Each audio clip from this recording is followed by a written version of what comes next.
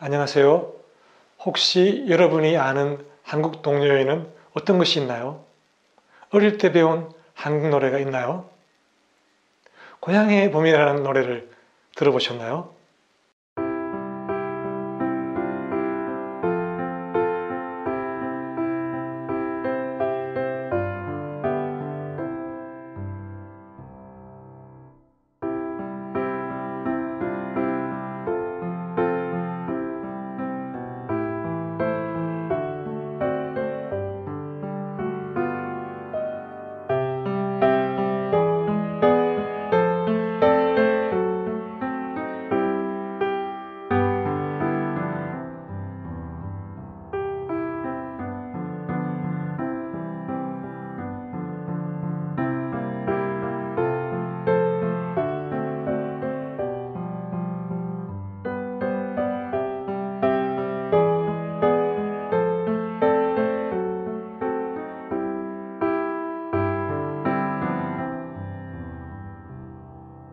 고향의 봄.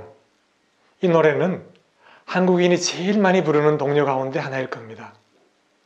아이들뿐 아니라 어른들도 많이 부르고 특히 외국에 사는 코리안들이 아주 사랑하는 노래이기도 합니다. 이 노래를 부르거나 들을 때 우리는 다시 어린이의 마음, 동심의 세계로 돌아가고 어린 시절의 추억을 떠올립니다. 시골에서 자라난 사람들은 당연히 고향 마을을 생각합니다. 고향이라는 말은 한국어에서 아주 중요한 겁니다. 영어로는 home 혹은 homeland, 독일 말로는 하이마시라고 부르죠. 고향은 보통 태어나서 자라난 곳을 일컫는 말이에요. 또 부모님 혹은 조상들이 오래 사셨던 곳을 말하기도 해요. 어딘가 새로운 곳에 갔는데 너무 정답고 편안하게 느끼면 고향 같다고들 해요. 그래서 정들면 고향이라는 말도 있어요. 여러분 가운데 할아버지, 할머니들이 한국에 사시는 사람들은 한국에 갔을 때 그분들이 정말 따뜻하고 친절하게 맞이해 주시고 그분들이 해주시는 맛있는 음식을 먹었던 것을 기억할 거예요. 그런 체험이 있는 사람들에게 한국은 비록 그곳에서 태어나지 않았다 해도 고향이라고 할 수 있어요. 제 부모님이 돌아가신 지도 이제 15년, 20년 가량 되었어요. 부모님이 사시던 집도 오래전에 팔렸고 이제는 다른 사람들이 살고 있어요. 언제부턴가 한국에 가도 맞아주시는 부모님도 안 계시고 또 부모님과 함께 살았던 집에도 갈 수 없게 되었죠. 좀 슬프죠. 그런데 부모님이 묻혀 계신 산소에 가면 정말 편안해요. 부모님 산소는 마을 뒤 산 위에 있는데 한참 걸어서 올라가야 돼요. 거기 가면 주위가 너무 조용해요. 조금 더 위에는 할아버지, 할머니의 산소가 있고 또 할아버지의 부모님, 할아버지의 할아버지, 할머니 산소와 여러 친척들의 산소도 있어요. 부모님 산소에 가면 그 앞이나 옆에 누울 수도 있고 거기 누워서 하늘에 떠가는 구름, 바람에 흔들리는 나뭇잎과 옥새풀을 볼 수도 있어요. 뻐꾸기와 종달새 소리, 벌레 소리를 들으면서 말이죠. 부모님 산소에 가서 그렇게 잠시 있으면 시간이 멎은 것도 같고 또 오래전 과거와 지금이 연결된 것도 같아요. 가을에 가면 어떨 때는 산소 주위에서 밤을 한 보따리 주워오기도 해요. 나는 부모님과 조상들의 무덤이 있는 산, 이런 산을 선산이라고 불러요. 이렇게 선산에 갈 때마다 내가 한국인이라는 사실을 더 실감해요. 이런 묘지는 영국에도 없고 프랑스에도 독일에도 없죠. 내가 어릴 때 5살, 6살 때부터 아버지 따라서 선산에 가곤 했어요. 늦가을에는 산바람이 불어서 아주 추울 때도 있었어요. 그렇게 산바람이 불어서 추울 때는 어른들이 저보고 한열아 산소 옆에 앉아보라고 그렇게 하셨고, 그렇게 하면 신기하게도 산소가 바람을 막아주었어요. 어른들은 할머니가 너를 꼭 안아주시기 때문에 안 추운 거다고 그렇게 말씀하셨어요. 정말 한 번도 본 적이 없었던 할머니가 나를 정말 안아주시는 것 같았죠. 50년도 훨씬 더 지났지만 어릴 때 아버지 따라서 산소에 갔던 조상님들의 무덤을 찾아가서 인사드리고 제사 지냈던 그 체험이 저한테는 생생한 기억으로 남아있어요. 나한테 고향은 태어나서 내가 자랐던 도시인, 대구이기도 하지만 돌아가신 아버지, 어머니가 잠들어 계시고 그 위로 많은 조상들의 무덤이 있는 선산이 자리한 그 시골 마을이기도 해요. 그래서 몇 년 전에는 혹시 내가 죽으면 뼈의 일부라도 가루가 되어서 부모님 곁에 묻힐 수 있으면 좋겠다고 생각했어요. 그래서 몇 사람한테, 다른 형제들한테 그 얘기를 했어요. 그런데 놀랍게도 내가 죽어서 부모님 곁에 묻힐 수 있다는 생각만 해도 마음이 편안해지고 위로가 되었어요. 어쩌면 내가 어린 시절과 학생 시절의 추억이 있는 한국을 떠나 외국에 오래 살았기 때문에 그렇게 느끼는지도 몰라요. 나처럼 고향을 떠나 머나먼 나라에 사는 사람이 한국의 아름다움을, 또 한국에서만 볼 수 있고 느낄 수 있는 것의 소중함을 더 오래 간직하는 법이랍니다. 나는 30년 넘게 프랑스에 살다가 한국으로 돌아왔어요. 근데 전 세계 여러 곳에 살고 있는 코리안들 가운데는 고향으로 돌아가지 못하고 삶을 마치는 경우도 많아요. 내가 20여 년 전에 중국에 갔을 때, 지금은 동북부 지방이라고 부르는, 옛날에는 만주라고 했죠. 동북부 지방의 찌린성의 한 농촌 마을에 방문했어요. 그곳에는 코리안들이 모여서 살고 있었는데요. 중국에서는 이분들을 조선족이라고 불러요. 중국 국적의 소수민족인 거죠. 많은 분들이 일제시대에 조선을 떠나서, 그때는 코리아가 조선이었죠. 일제시대 때 조선을 떠나서 만주로 가서 정착했던 분들의 후손이에요.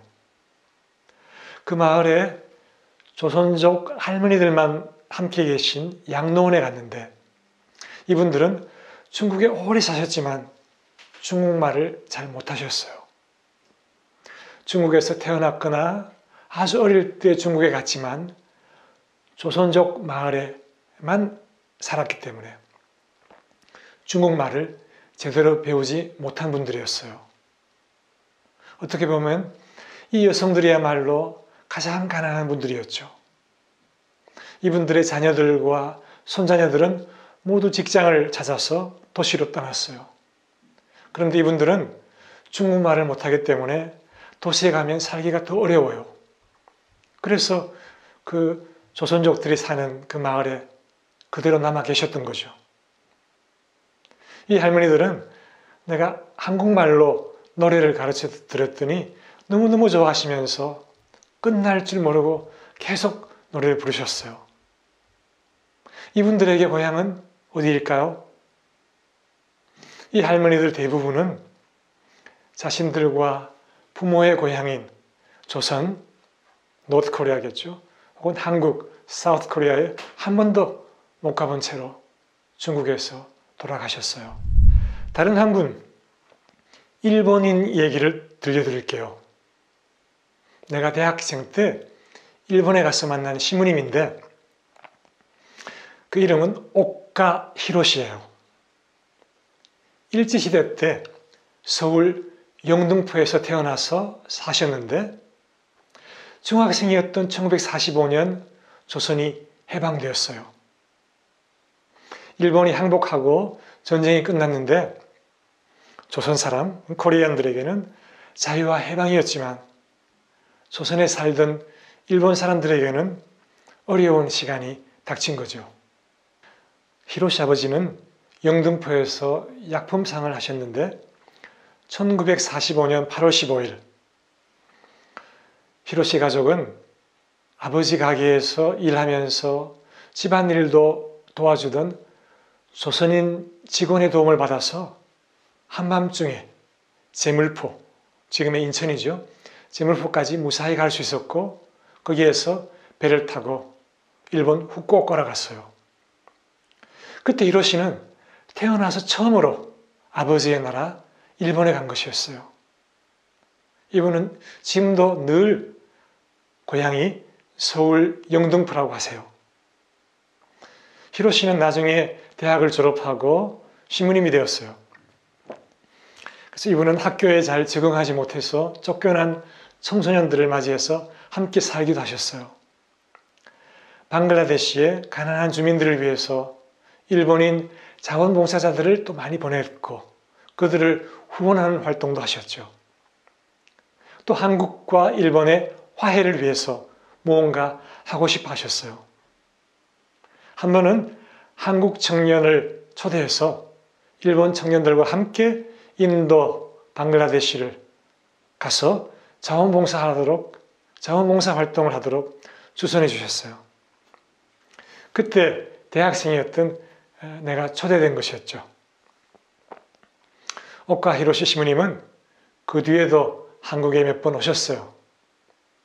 그런데 시부님은 서울에 오실 때마다 하루씩은 꼭 영등포에 가서 옛날에 살았던 동네 주위를 한참 동안 두리번거리면서 서성이셨어요.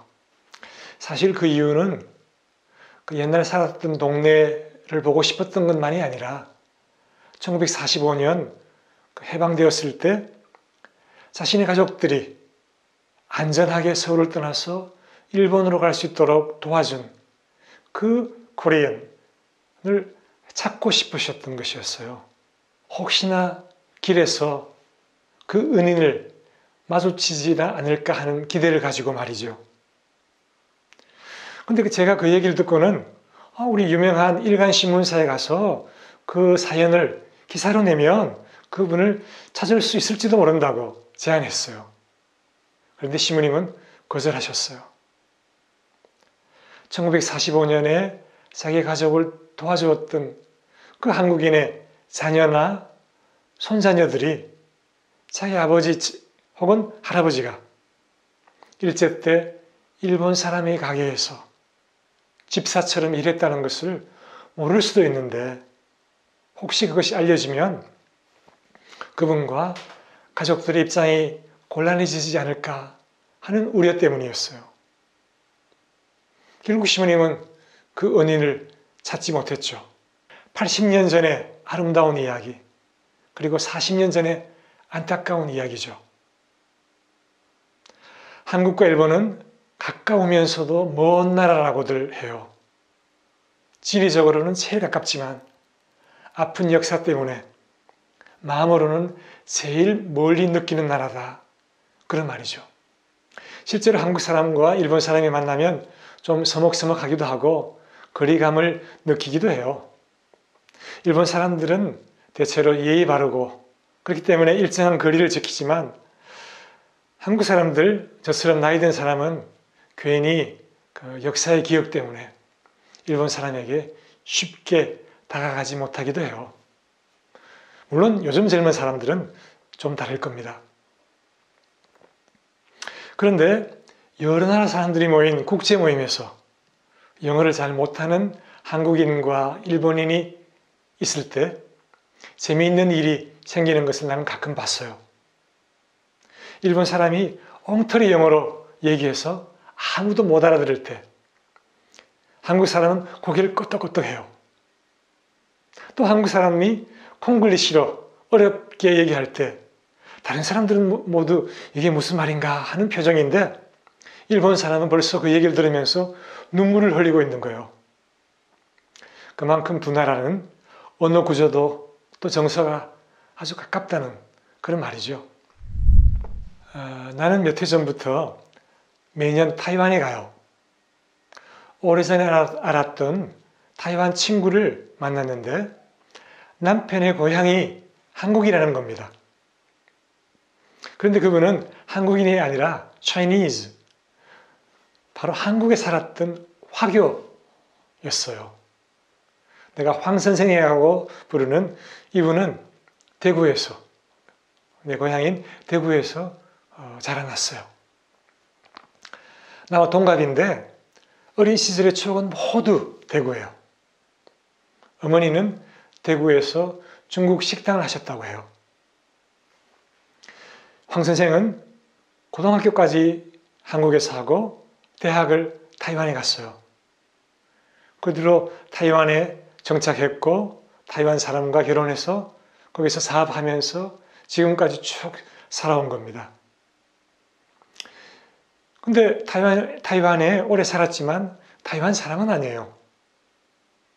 오카 시무님이 한국이 고향이지만 한국 사람은 아닌 것처럼 이분도 마찬가지로 한국이 고향이지만 또 한국 사람도 아니고 조상들이 중국에서 한국으로 건너가 살았던 그런 분이죠. 그래서 우리가 뭐 차이니즈라고 하지만 또 중국인이라고 하기도 어려워요. 내가 만났던 중국의 조선족 할머니들, 일본의 오카 히로시 시무님, 타이완의 황 선생, 이분들 모두는 뿌리가 뽑힌 경험을 하신 분들이에요. 한국에서 멀리 떨어져 있는, 일본이나 중국하고 달리 멀리 떨어져 있는 유럽에는 이런 뿌리가 뽑힌 경험을 한 사람들이 아주 많아요. 여러분 주위에 이주민들 그리고 난민들이 적지 않을 겁니다. 어쩌면 여러분의 가족이 바로 그런 이주민일 수도 있어요. 대구에서 식당을 하셨던 그 황 선생의 어머니는 지금도 김치를 담그신다고 해요. 다른 도시에 사시면서 아들과 며느리를 방문하러 오실 때마다 김치를 한 통씩 담가다 가져다 주신다고 해요. 이 화교들에게, 한국에 사셨던 화교들에게 한국의 추억은 김치와 떼어놓을 수 없는 것이었어요. 나도 프랑스에 오래 살면서 자주 김치를 담갔어요. 여러분 김치 좋아하세요? 처음에는 프랑스 시골에서 배추, 마늘, 고춧가루 이런 김치 담그는 데 필요한 재료를 구하는 것이 쉽지 않았어요. 김치를 담그면 같이 사는 형제들 가운데 좋아하는 사람들이 꽤 있었어요.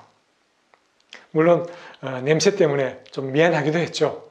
김치 좋아하지 않는 사람들한테는 말이죠. 근데 우리 떼제 마을 주위에 사는 프랑스 친구들 가운데도 김치를 아주 좋아하는 김치 매니아들이 좀 있었어요. 이런 친구들한테는 제가 김치를 한 병씩 이렇게 나누어 주곤 했죠. 프랑스에서 김치를 담글 때마다 정말 내가 한국 사람이라는 걸 더 분명하게 느끼곤 했어요. 2018년에 홍콩에서 한 6개월 정도 제가 살았어요. 거기서 지내는 동안에도 김치를 담궜어요. 함께 일하는 홍콩 청년들이, 홍콩 친구들이 좋아해서 김치가 떨어지지 않도록 계속 담궜어요. 홍콩에서는 재료 구하기가 쉬웠어요. 내가 담근 김치를 가끔 홍콩에서도 마찬가지로 선물했죠. 모두들 좋아했어요. 슈퍼에서 사는 것보다 훨씬 맛있다고들 했어요. 그 얘기를 들을 때마다 기분이 좋았죠.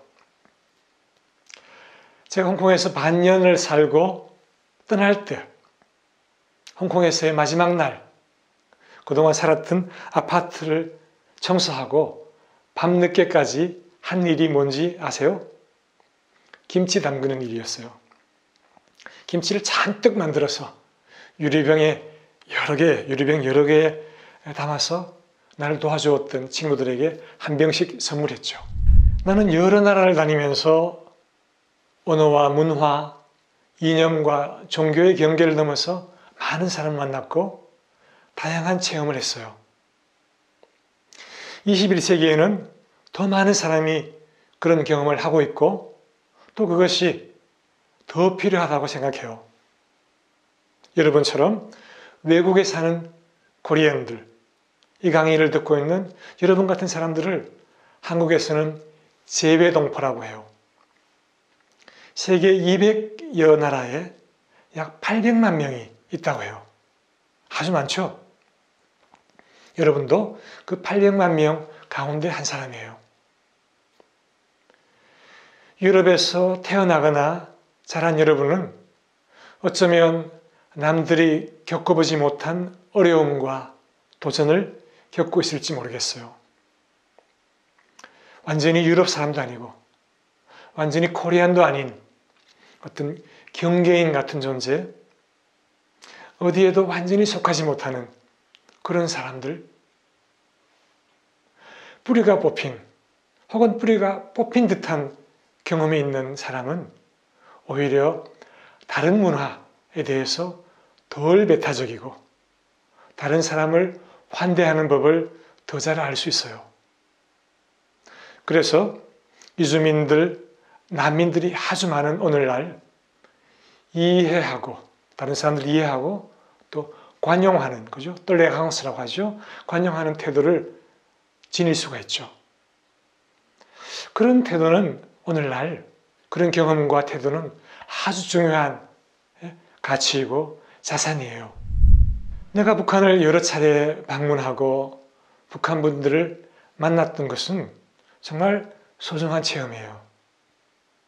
아마 내가 프랑스에 살았기 때문에 그것이 더 쉬웠고 또 언젠가부터는 프랑스 국적을 가졌기 때문에 더 오래 북한 가고 북한 사람들 만나는 것이 가능했다고 생각해요. 외국에 사는 코리안들, 외국 국적을 가진 코리안들은 남한과 북한 사이에 다리를 놓을 수 있어요. 노스 코리아나 사우스 코리아에 사는 사람들은 어쩔 수 없이 그쪽 시선으로 보게 되지만 외국에 사는 코리안들은 제3의 시선으로, 그죠? 조금 더 냉정하게 또 객관적으로 바라볼 수 있다고 제가 지난 시간에 얘기했죠. 그런데 이렇게 두려움과 편견, 미움을 넘어서서 이해와 우정을 키우고 화해와 평화를 이루어 나가는 것은 꼭 정치인들만 할 것이 아니에요. 누구나 할 수 있고 특별히 우리 같은 사람들, 외국에 오래 사는 사람들은 더 잘 할 수 있다고 생각해요. 나는 평양에서 서울까지 걸어서 가거나 자전거를 타고 가는 그런 꿈을 계속 꾸고 있어요. 많은 젊은이들이 함께하면 더 좋겠죠. 지금도 물론 유럽에 있는 몇몇 친구들은 내가 그렇게 할 때 같이 하겠다는 사람들이 있어요.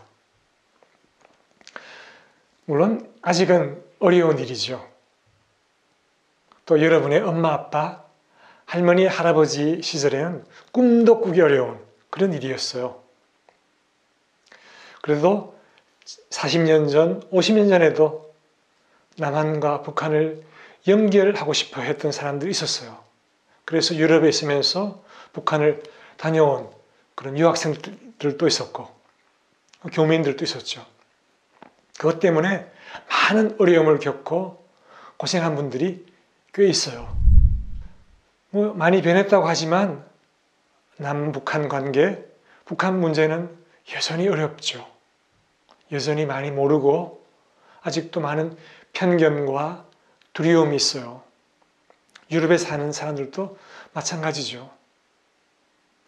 그래서 이런 두려움들, 미움을 넘어서서 평화를 위한 한 걸음 내딛기 위해서는 무엇이 필요할까요? 새로운 시대를 열기 위해서 여러분들은 남북한의 역사에 대해서 조금 더 공부하고 조금 더 깊이 이해하는 것이 필요해요. 물론 편견 없이 북한을 대하는 것이 정말 중요하죠.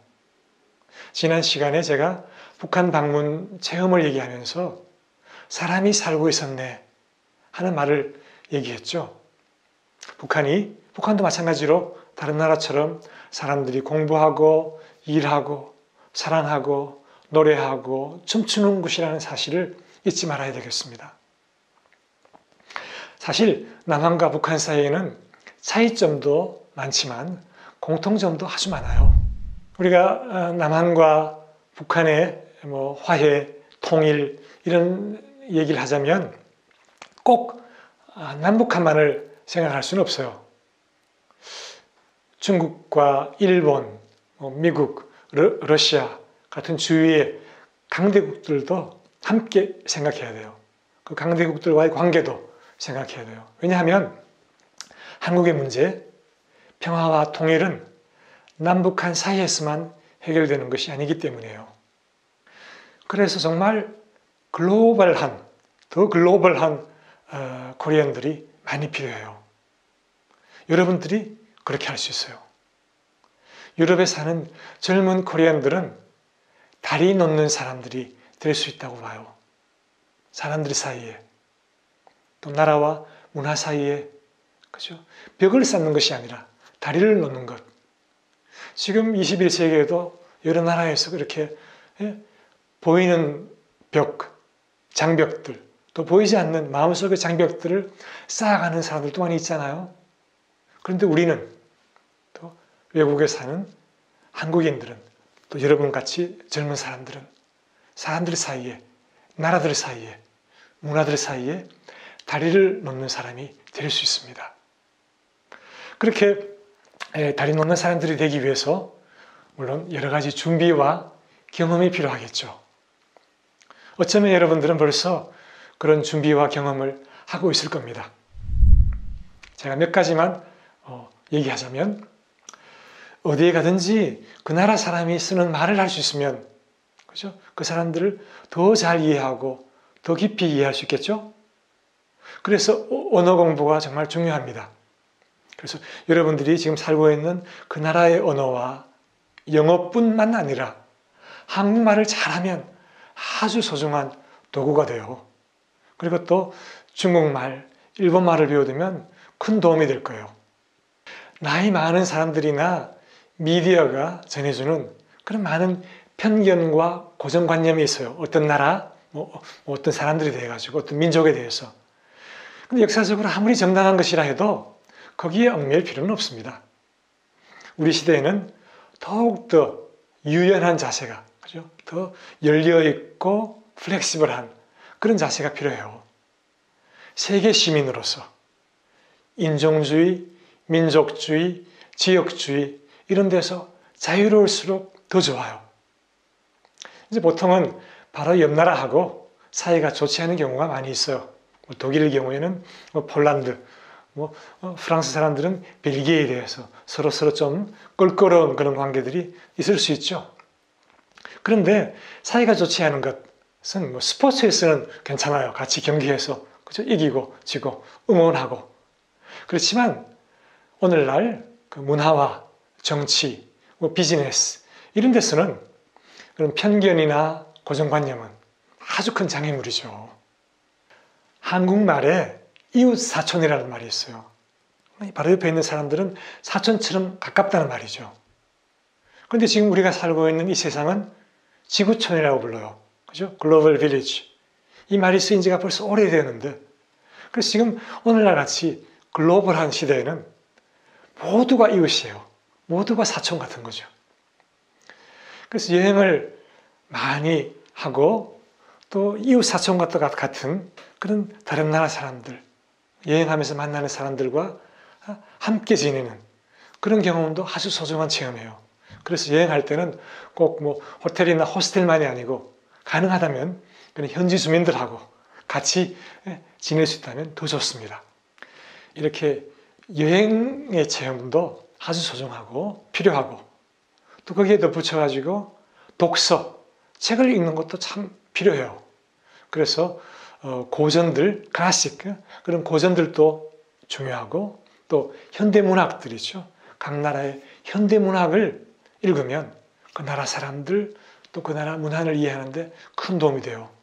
이렇게 많은 경험을 하고 다른 문화 배경을 가진 친구들을 많이 사귀는 것은 21세기 시민으로서 어디에 살든 아주 소중한 자산이 돼요. 지금 인류는 코로나19 팬데믹과 기후위기에 엄청난 도전 앞에 놓여 있죠. 이 시대에는 정말 새로운 인재들이 필요해요. 여러분이 바로 그런 사람이 될 수 있습니다. 여러분의 오늘과 내일에 기쁨과 보람, 또 희망과 영광이 함께 하기를 빌면서 격려와 사랑을 보냅니다. 고맙습니다.